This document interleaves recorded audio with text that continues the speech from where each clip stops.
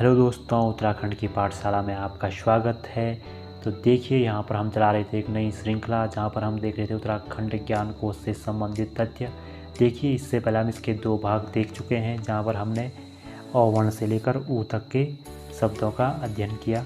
देखिए, आज हम देखेंगे इसमें ऊ से लेकर औ तक के वर्णों का अध्ययन। तो चलिए शुरू करते हैं उत्तराखंड ज्ञान कोश भाग 3।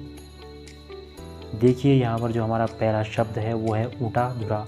ऊटा-धुरा एक दर्रा है जो पिथौरागढ़ में स्थित है और जौहार घाटी का जो अंतिम गांव है मिलम उससे 20 किलोमीटर दूरी पर ही स्थित है, जो कि जौहार से तिब्बत जाने वाले मार्ग का मुख्य भाग है। तो देखिए, एक दर्रा है ऊटा-धुरा।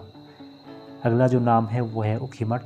देखिए, बात करें ऊखीमठ की तो रुद्रप्रयाग जिले में स्थित एक प्रमुख स्थान है ऊखीमठ, जहाँ पर जिसका पूर्व नाम था उषा मठ। देखिए, यहाँ पर मंदिर है जो वो है ओंकारेश्वर मंदिर, जिसमें शीतकालीन पूजा होती है भगवान केदारनाथ की, और द्वितीय केदार मदमेश्वर की भी शीतकालीन पूजा इसी मंदिर में ऊखीमठ में होती है। देखिए, तीसरा जो हमारा शब्द है वो है ऊर्ध्वमुखी नाद। ऊर्ध्वमुखी नाद क्या होता है कि एक सुशिर वाद्य यंत्र होता है, मतलब मुँह से बजाया जाने वाला एक वाद्य यंत्र जिसको बनाया जाता है मृगों, या हम कह सकते हैं कि 12 सींगे या जो मृग होते हैं उनके सींगों को खोखला करके इसे बनाया जाता है। इसे कहा जाता है ऊर्ध्वमुखी नाद। अगला जो हमारा शब्द है वो है ऋ। देखिए, ऋ से जो पहला शब्द हमारा निकलता है वो है ऋषिगंगा। ऋषिगंगा, वैसे तो उत्तराखंड में कई सारी ऋषिगंगाएँ हैं, लेकिन जो प्रमुख ऋषिगंगा है वो नीति घाटी चमोली में बहती है, और ये यहाँ पर नीति घाटी में प्रवाहित होने वाली प्रमुख नदी है। बात करें अगर अगले की ऋषिप्रयाग की, तो ऋषिप्रयाग पश्चिमी धौलीगंगा और ऋषिगंगा का संगम है। नीति घाटी से आने वाली ऋषिगंगा जहाँ पर पश्चिमी धौलीगंगा में मिल जाती है, वहीं पर जो वो उस स्थान का जो नाम है वो है ऋषिप्रयाग। अगला जो हमारा शब्द है वो है ए। देखिए, ए शब्द से जो पहला शब्द है वो है एक हथिया देवाल। बात करें एक हथिया देवाल की, तो यह जो देवालय है यह है पिथौरागढ़ में स्थित देवालय। इसे एक हथिया देवाल इसलिए कहा जाता है क्योंकि यह एक ही पत्थर से निर्मित है। कहा गया है कि इसे एकाश्म देवाल पहले कहा जाता होगा, बाद में इसको अभ्रंश होते होते ये एक हथिया देवाल हो गया है, क्योंकि ये एक ही पत्थर से निर्मित है। जबकि इसका जो शिवलिंग है वो भी उसी पत्थर से निर्मित है, उसे भी अलग से लाकर जोड़ा नहीं गया है। तो पिथौरागढ़ का एक प्रसिद्ध मंदिर है एक हथिया देवाल, जिसकी तुलना की जाती है एलोरा के कैलाश मंदिर से, जो कृष्ण तृतीया ने बनाया, और वो भी एक ही पत्थर से उकेरा गया है। अगला एक हथिया नौला। देखिए, पानी का नौला जो फेमस है एक हथिया नौला चंपावत में स्थित है। कहते हैं कि किसी राजा ने उस व्यक्ति का हाथ काट दिया था जिसने बालेश्वर मंदिर का निर्माण किया, तो इसी प्रतिशोध में उस व्यक्ति ने ये एक हथिया नौला बनाया। ऐसा भी कहते हैं कि वो जो मिस्त्री था वो जगन्नाथ मिस्त्री था, और उसने जब उसका हाथ काट दिया गया तो अपनी पुत्री कस्तूरी की मदद से उसने एक हथिया नौले को तैयार किया। चलिए अगला देखिए, एकेश्वर महादेव। एकेश्वर महादेव की अगर हम बात करें तो पौड़ी जिले में स्थित है एकेश्वर महादेव। एक प्रसिद्ध मंदिर है पौड़ी जिले का, जिसकी स्थापना शंकराचार्य ने 808 ईस्वी में की थी। देखिए आगे, अगला जो शब्द है वो है एगास। एगास की अगर हम बात करें तो उत्तराखंड का एक पशु उत्सव है एगास। देखिए, हरिबोधिनी एकादशी या एकादशी जिसे हम कहते हैं, उस दिन ये मनाया जाता है। कुमाऊं में से कहते हैं बल्दिया एकाश, और गढ़वाल में से एगाश कहते हैं। देखिए, एगाश की अगर हम बात करें तो इस दिन क्या होता है कि बैलों पशुओं की पूजा की जाती है, उन्हें उन्हें विशिष्ट व्यंजन खिलाया जाता है। अगला जो शब्द है वो है एबट माउंट।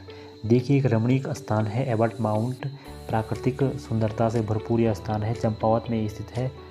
और इसका नाम एबट पड़ने का कारण ये है क्योंकि यहाँ पर एक ऑस्ट्रेलियन निवासी एक एबट जो थे, उन्होंने यहाँ पर अपना घर बनाया था, इसलिए इस माउंटेन को एबट माउंट कहा जाता है, इस जगह को। ईरवाला। देखिए, अगला जो शब्द है ईरवाला, वो गढ़वाल में देव यात्रा में देव भक्तों को कहा जाता है।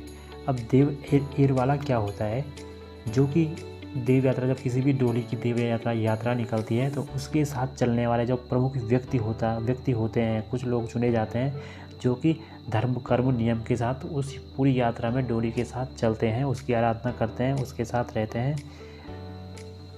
इन्हीं देव भक्तों को गढ़वाल में एरवाला कहा जाता है। अब देखिए जो अंतिम शब्द है ए का, वो है एलर याठी की मार। देखिए एलर याठी की मार एक परंपरा है जौनसार की, एक लोक पर्व है जो दशहरे के समय पायता जिसको बोलते हैं वहाँ पर उसके समय में होता है। इसमें दो गुटों के बीच एक मतलब एक लाठी या पत्थर एक लकड़ी को फेंक कर जो आपस में लड़ाई होती है, दूसरे पर प्रहार किए जाते हैं, उसी को इस लोक पर्व को हम कह रहे हैं एलर याठी की मार। अगला है आई। देखिए आई से निकलने वाले शब्दों में जो पहला शब्द है वो है एड़ी, अहेरी, लोक देवता। देखिए एक प्रसिद्ध लोक देवता है एड़ी या अहेरी। गढ़वाल हो या कुमाऊँ हो, यहाँ पर दोनों जगह इसकी काफ़ी मान्यता है। कुमाऊँ में से बहुत बड़े देवता का एक रूप मिला है, लेकिन गढ़वाल और कुमाऊँ दोनों जगह इसकी मान्यता एक जैसी है। ये एक शिकारी देवता के रूप में इसे पूजा जाता है। शिकार करना पसंद करता था ये देवता, ऐसा कहा जाता है। रात को ये अपने इलाके में घूमता भी है पालकी में, ऐसा भी इसके बारे में किंवदंतियाँ हैं। ये एक शिकारी देवता है। तो देखिए कुछ लोग तो इसे एक देवता का दर्जा देते हैं, लेकिन कुछ लोग क्या मानते हैं कि जो शिकारी जंगल में काल कलवित हो जाते हैं, उनकी मृत्यु हो जाती है, उनकी आत्माएं जो घूमती हैं वो एड़ी उन्हें हम कहते हैं। तो अभी भी इन शब्दों का लगातार प्रयोग गढ़वाल और कुमाऊँ में देखने को मिलता है एड़ी, और आंचली के साथ इनका प्रयोग भी देखने को मिलता है। अगला जो शब्द है वह है एड़ी द्यो, अल्मोड़ा में। तो देखिए अल्मोड़ा में स्थित एक देवालय है एड़ी द्यो या एड़ी देव का देवालय। यहाँ पर कहते हैं कि जो एड़ी देवता था उसने यहाँ पर अपना एक आक्रमण किया था, या कुछ इसने इस जगह पर कुछ अपने अस्त्र शस्त्रों से प्रहार किया था, इसलिए यहाँ पर ये मंदिर स्थापित किया गया है। अगला जो शब्द है वो है एड़ी धुरा। देखिए बात करें हम एड़ी धुरा की, तो चंपावत में एक जगह है एड़ी धुरा, और इसका जो नाम पड़ा है वो भी एड़ी देवता के नाम पर ही यहाँ पर रखा गया है। अगला जो शब्द है वो है चंपावत में एड़ी धुरा एक मंदिर है, फेमस मंदिर। अगला जो शब्द है वो है ऐपण। देखिए ऐपण की अगर हम बात करें तो हर कोई ऐपण से परिचित है। कुमाऊँ की एक प्रसिद्ध लोक चित्रकला है ऐपण। लाल और वाइट रंग से हमको देखने को बहुत जगहों पर मिलती है। ऐपण के एक अनुष्ठानिक रूप में ऐपण का प्रयोग होता था। अब तो ऐपण बहुत ज़्यादा सामान्य हो गई है, अब तो उसे काफ़ी अन्य जगहों भी उसका यूज होने लग गया है, लेकिन पहले वो अनुष्ठानिक और एक धार्मिक परंपरा के अंतर्गत ही आती थी। अगला जो हमारा शब्द है वो है ओ। देखिए ओ शब्द की अगर हम बात करें तो उसका जो पहला शब्द निकलता है वो है ओंकारेश्वर। मुखीमठ में स्थित है ओंकारेश्वर मंदिर, जहाँ पर भगवान केदारनाथ और भगवान मद्मेश्वर की शीतकालीन पूजा की जाती है। प्रसिद्ध मंदिर है यहाँ पर कत्यूर शैली का। अगला जो शब्द है वो है ओड़ा भेटना। देखिए शालदेव बिखौती मेला जो अल्मोड़ा में लगता है उसकी एक परंपरा है ओड़ा भेटना, जो कि यहाँ के निवासियों द्वारा मनाई जाती है। ये परंपरा निभाई जाती है यहाँ के लोकल निवासियों द्वारा। अगला जो शब्द है वो है उड़ाल प्रथा। देखिए हमने उड़ाली देमू प्रथा पढ़ी थी। उड़ाली देमू प्रथा जो सोगा जनजाति में प्रचलित थी, भाग कर शादी करना या लड़की को अपहरण कर शादी करना। तो यही प्रथा ये जो जौनपुर और रवाई इन क्षेत्रों में प्रचलित है थी, इसे उस यहाँ उड़ाल प्रथा कहा जाता है। प्रथा वही है उड़ाली देमो वाली, लेकिन उत्तरकाशी के क्षेत्रों में या यहाँ के भूटांतिक क्षेत्रों में जहाँ जाट जनजाति वाले हिस्से में या जौनपुर में इसे उड़ाल प्रथा कहा जाता है। यहाँ पर भी जो अपहरण लड़की का किया जाता है, ज़्यादातर इसमें सहमति होती थी परिवारों की। अगला जो शब्द है वो है ओलग या ओलुक। देखिए कुमाऊँ में जनता द्वारा अपने पर शासन करने वाली इकाई, चाहे वो प्रधान हो, चाहे जमींदार हो, चाहे राजा हो, इन सब को जो वर्ष में भेंट दी जाती है उसे ओलग या ओलुक कहते हैं, जिसे बाद में आपने एक शब्द सुना होगा ओलगिया, जो घी संक्रांति के दिन उपहार दिए जाते थे, ओलगिया इसीलिए कहा गया है इसको। अगला शब्द है ओली। देखिए बहुत ज़्यादा प्राकृतिक आपदाएं उत्तराखंड में आती थी, कभी ओलावृष्टि हो जाती थी, कभी ओला से होने तो जो ओले जैसी चीज़ें थी, इनसे होने वाली जो वृष्टि है या आपदा है, इसको रोकने के लिए एक वर्ग का जन्म हुआ ओली। कहा जाता था कि इसका प्रयोग इसलिए होता है कि ये अनुष्ठान द्वारा ओलावृष्टि को बंद करे या बर्फ़ से ओले पड़ने से होने वाली समस्या का निपटारा करे, कि जिससे ओले पड़े ही नहीं, ऐसे अनुष्ठान करे। तो ये सिर्फ एक मानने वाली बात है। अगला जो शब्द है वो है ओवलिया। देखिए पिथौरागढ़ का एक लोक देवता है ओवलिया, इसे यहाँ पर पूजा जाता था। और अंतिम जो शब्द है वो है आओ। औ की अगर हम बात करें तो ओछा। देखिए ओछा जो शब्द है वो है शिशु प्रसव से संबंधित।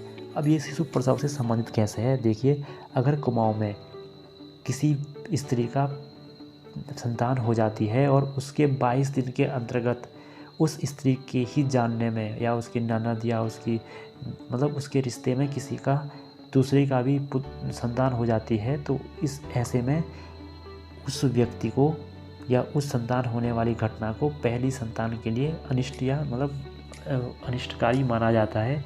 तो इसलिए कुमाऊनी शब्द गढ़ा गया है इसके लिए एक ओछा। अगला जो शब्द है वो है ओताली। देखिए टिहरी रियासत की एक क्रूर परंपरा थी ओताली। इसमें होता क्या था, अगर किसी व्यक्ति की मृत्यु हो जाती है और उसका वंश पुत्र नहीं है तो उसकी सारी संपत्ति राज्य की हो जाती थी। हालांकि यहाँ तक कि उनकी बेटियों बहुओं को भी राज्य द्वारा बेच दिया जाता था। तो ये क्रूर प्रथा थी यहाँ ओताली। अगला जो शब्द है वो है औशर। देखिए चमोली में देव यात्रा के समय होने वाली एक परंपरा है औशर। अब देखिए औशर में होता क्या था कि चमोली में जो देव यात्राएं निकलती हैं, जब यात्रा किसी गांव में रुकती है तो वहां पर यात्रा के मनोरंजन के लिए खाने के बाद जो मनोरंजन के लिए जो नाटक किए जाते उसे हम कहते हैं औशर। तो देखिए ये थे हमारे आज के शब्द। जुड़े रहिए, धन्यवाद।